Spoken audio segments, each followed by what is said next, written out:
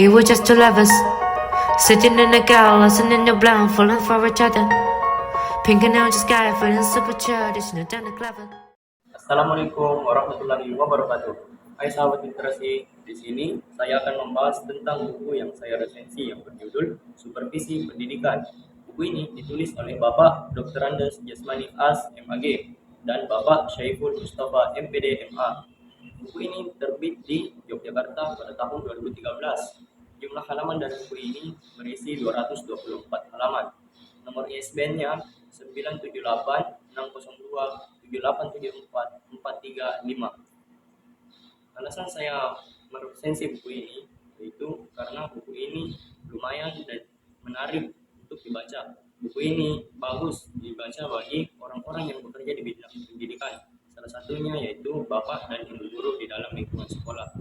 Tujuannya adalah untuk meningkatkan kualitas pendidikan bagi para generasi emas harapan bangsa, khususnya di negara tercinta kita, Negara Kesatuan Republik Indonesia, guna mewujudkan sumber daya manusia yang siap bekerja, unggul, dan prima.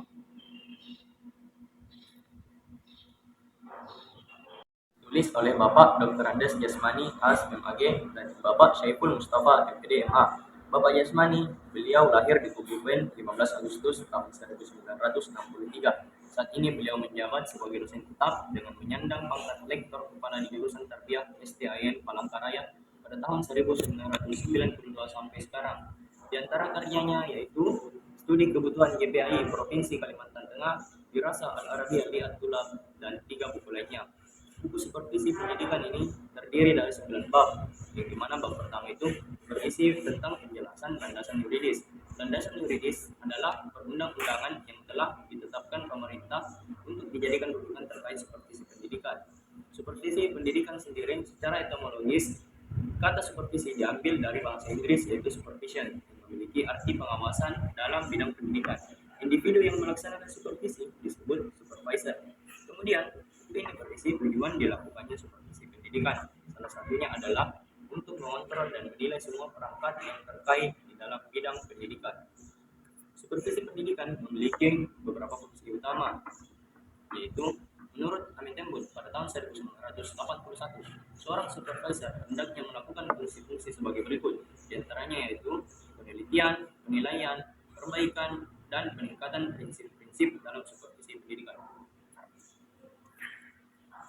Buku ini mengusung tema yang formal karena dikhususkan bagi para tenaga-tenaga yang bekerja di bidang pendidikan. Alur pembahasan buku ini juga cukup jelas dan mudah untuk dipahami. Buku ini juga tidak ada karakter fiksi apapun karena buku ini fiksi.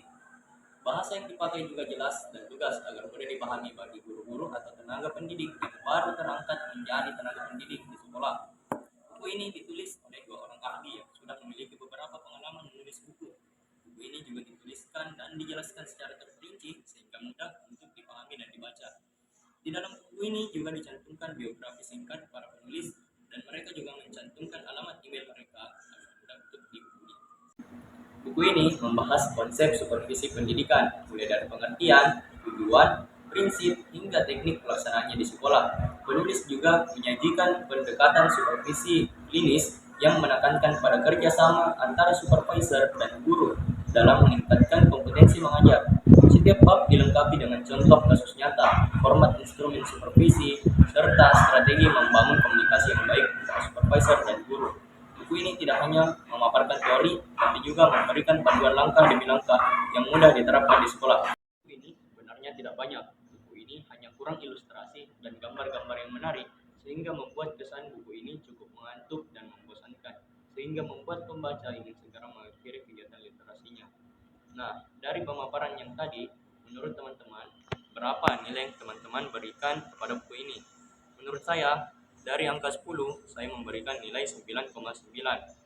Karena buku ini sudah cukup jelas dan mudah untuk dipahami bagi para tenaga-tenaga pendidik di sekolah. Nah, cukup sekian dari saya. Terima kasih. Assalamualaikum warahmatullahi wabarakatuh. Dadah.